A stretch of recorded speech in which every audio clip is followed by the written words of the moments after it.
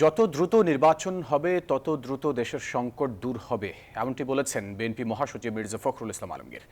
জাতীয় প্রেস ক্লাবে বাংলাদেশ ফেডারেল সাংবাদিক ইউনিয়ন ও ঢাকা সাংবাদিক ইউনিয়ন আয়োজিত ইফতার মাহফিলে তিনি এই কথা বলেন। মির্জা ফখরুল বলেন, বিএনপি সংস্কারের বিপক্ষে নয়, যেসব সংস্কার বাকি থাকবে সেগুলো নির্বাচিত সরকার সংসদে গিয়ে সম্পন্ন করবে।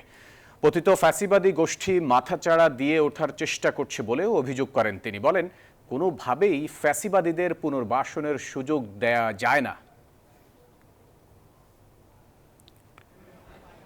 কেউ হতাহত হয়েছেন, কেউ শহীদ হয়েছেন, তাকে মেরেও ফেলা হয়।